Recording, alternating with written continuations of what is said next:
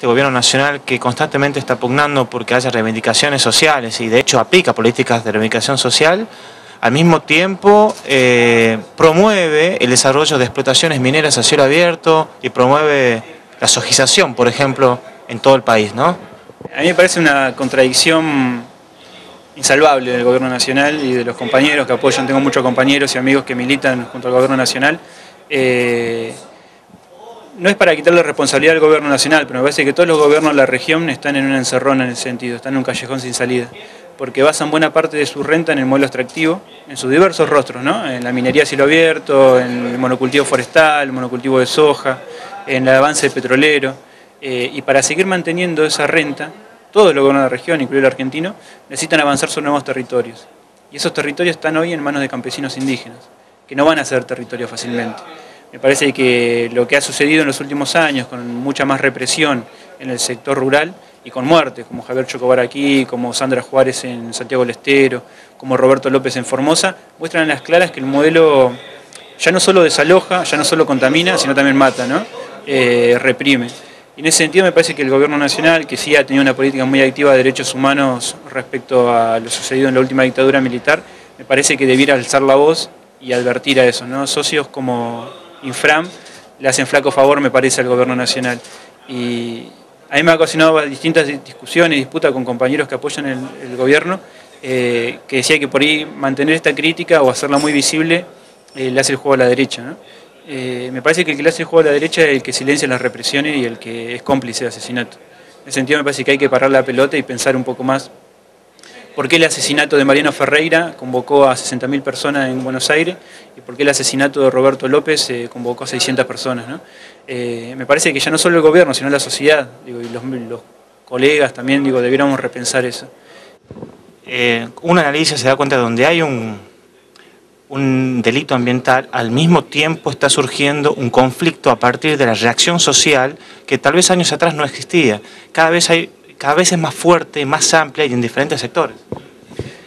Sí, con algunos compañeros digo, reflexionamos al respecto. El libro sirvió mucho para reflexionar por ahí para eso. A fines de los 90 y a principios de 2000, la mayor conflictividad, por llamarle de alguna manera, los mayores reclamos estaban dentro de sectores urbanos, ¿no?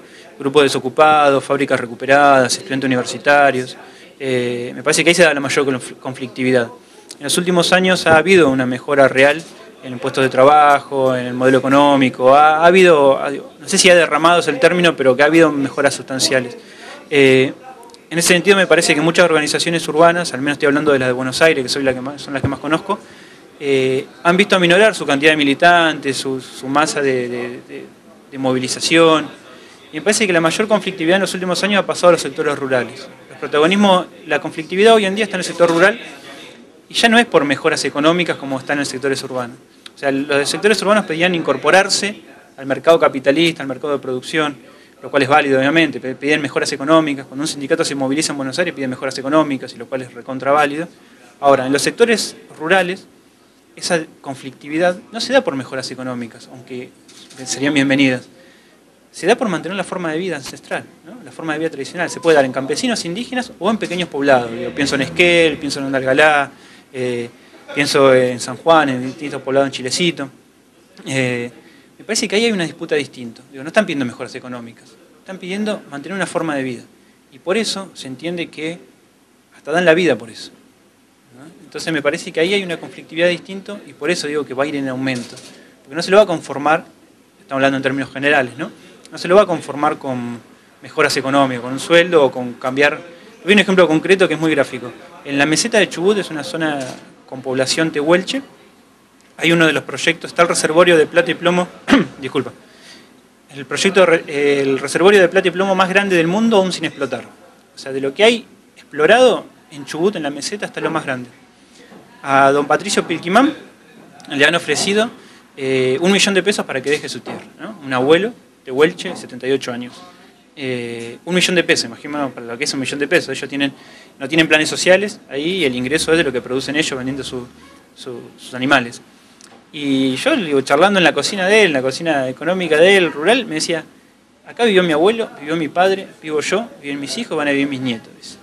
Yo no voy a dejar esta tierra. Dice. Entonces ahí te das cuenta que no piden mejora económica, piden mantener una forma de vida. Y por eso la disputa es hoy tan dura y va a ser más dura porque el modelo minero, el modelo petrolero, el modelo forestal y el modelo sojero sigue avanzando. Leía una de las columnas tuyas, hay una frase que me había gustado y te la quería plantear. Decía, cuando se trata de pueblos indígenas se ejercita un doble estándar. Los derechos humanos son para sectores urbanos medios y blancos. ¿Por qué dijiste eso? Sí, viene también de reflexionarlo quizá con algunos compañeros, digo, no es un mérito solo mío. A ver, en el libro empezamos como alguna cuestión de, metiendo el dedo en la llaga, ¿no? En cierto sentido decimos campos de concentración, secuestro de personas, robo de bebés, torturas. Me parece que todo eso nos remite al menos a nuestra generación, a la última dictadura militar, y también nos puede remitir muchas veces a lo que fue el nazismo, ¿no? Con el pueblo judío. Hoy nadie duda, digo, que la última dictadura militar o el nazismo fueron genocidios. Los pueblos indígenas de Argentina sufrieron lo mismo. Estos mismos 4 hechos lo sufrieron y lo padecieron. Y aún hoy en día, distintos sectores de la población, medios de comunicación, políticos, ámbito de la justicia, la sociedad civil, podemos decir, grandes sectores, siguen negando que hubo un genocidio de los pueblos indígenas. Me parece que ahí se queda a las claras el doble estándar, ¿no?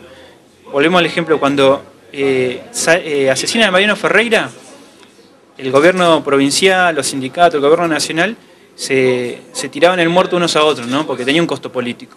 Asesinar a un estudiante universitario de clase media, militante político urbano, tiene un costo político. Y se lo tiraron, y a mí me parece que actuó muy bien ahí el gobierno nacional exigiendo justicia y dando todos los elementos para la justicia. Ahora, cuando asesinaron a Sandra Juárez, nadie dijo nada. Cuando asesinaron a Javier Chocobar, fue muy poco. Cuando asesinaron a Roberto López, digo, el gobierno nacional no solo no dijo nada, sino que a las 48 horas salió en teleconferencia con Gildo Infram, tirándose rosas por una obra de infraestructura. El problema creo que no es el gobierno nacional, más allá de la crítica, y sí, digo, dejarlo en evidencia, sino que la sociedad toda también, digo. Yo fui a una marcha en Buenos Aires, donde reclamaban justicia por Mariano Ferreira, por Darío y Maxi, Mariano Ferreira, y por el COM asesinado en Formosa. O sea, no tenía nombre, ¿no? Digo, eran sectores además politizados, compañeros de izquierda, militantes, y no tenían nombre el asesinado indígena. Me parece que toda la sociedad se debiera replantear eso de por qué los pueblos indígenas no cuentan.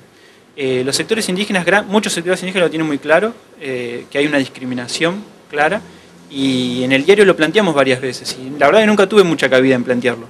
Hizo falta que el juez de la Corte Suprema, Eugenio Raúl Zaffaroni, lo plantee. Lo planteé él para que se asuma como que era así. Él dijo claramente que los pueblos indígenas argentinos sufrieron un genocidio y que estaba silenciado por una cuestión de clase social y de etnia. Que es lo mismo, en otras palabras, de lo que dicen los indígenas, ¿no? Cuando dicen nosotros nos discriminan por negros, por pobres, por no ser sojeros, por trabajar en nuestra finca. Me parece que ahí el ámbito de la justicia, el ámbito político, los medios de comunicación, me parece, ahí los medios de comunicación son clave. Hace muy poquito, cuando fue justamente el asesinato de Roberto López, Clarín se dio un ejercicio muy interesante, ¿no? Los medios más ligados al gobierno nacional, como Página 12, Tiempo Argentino, la agencia Telam, planteaban el hecho inicialmente como un hecho policial, ¿no? Y después lo planteaban como hasta un hecho provincial, bueno, que sí, que había estado el gobierno provincial, tenía la responsabilidad, pero muy rara vez se llegó al gobierno nacional, la vinculación, ¿no? Y por otro lado, Clarín y La Nación sí fueron de lleno a la responsabilidad del gobierno nacional. Y a mí me parecía correcta la cobertura hasta ahí, de ese punto, del gobierno provincial y el gobierno nacional, ¿no? Ahora, La Nación y Clarín nunca plantearon en sus artículos que la cuestión de fondo era el modelo extractivo. Pero la cuestión de fondo es el modelo extractivo. Digo, ¿por qué van ahí y desalojan? Bueno, y obviamente porque son una parte del engranaje. Ahora, en esa disputa de quién carga con los muertos, lo que menos cuenta son los pueblos originarios. Muy rara vez se le da la voz a los pueblos originarios. Hablan los abogados, los antropólogos, los políticos, los jueces, pero nunca los pueblos originarios. Y esa es una discriminación de clase de los periodistas que hacemos también. Y ya ahí no, si me permite una crítica a los colegas, ya ahí no es culpa de los medios también, ¿no? Porque ya sabemos lo que son los grandes medios de comunicación, todos los grandes medios, los intereses que tienen. Yo creo que ya hay que apuntar a una responsabilidad de los periodistas, de los colegas. Creo que los periodistas tenemos que dejar de alegar obediencia de vida, ¿no? Esto de que nos dicen que tenemos que hacer esto o que de esto no se puede hablar. Parece que tenemos una responsabilidad social que dar y hay que alertar. Si vos mentís o silenciás algo, tenés responsabilidad. Y con los pueblos indígenas pasa mucho esto. los colegas, muchas veces formados de clase media, universitarios, terciarios, no hablan con los pueblos indígenas. No están muchas veces dispuestos a viajar, a tener un poco de calor, o tener un poco de frío, o dormir en un rancho campesino. Me parece que eso refleja una carencia del periodismo actual, de cómo nos forman para los grandes medios, y cómo nosotros nos estructuramos, nos formateamos la cabeza para eso, ¿no? En ese sentido me parece que ya la responsabilidad es individual de los periodistas y no de los medios. Me parece que ahí planteo en un momento que, como decía, creo que nuestra generación se formó mucho leyendo o tomando como una referencia a Rodolfo Walsh. Me parece que nuestra obligación es dar testimonio, ¿no? Y me parece que muchos colegas, por distintas cuestiones, por un lado por la flexibilización laboral que sufrimos como periodistas, por otro lado por una comodidad que tenemos, que no queremos salir del aire acondicionado, de la calefacción, pero otro lado también por una cuestión de clase. Creo que hay una cuestión de clase. Yo lo vivencié mucho en Buenos Aires, cuando van a algunas comunidades indígenas, los colegas, la mayoría de las veces, no todas, pero la mayoría de las veces, van y entrevistan al abogado que lo acompaña, o al antropólogo que lo acompaña. No entrevistan al indígena. Hay esa cuestión de ese choque cultural o de clase que lo impide, ¿no? Me parece que ahí tenemos que hacernos cargo nosotros de por qué no hacemos eso. Y en cierta forma no darle voz, o no amplificar la voz, porque la voz la tienen, nos hace parte de ese juego macabro, digo, que se está ejecutando contra los pueblos indígenas.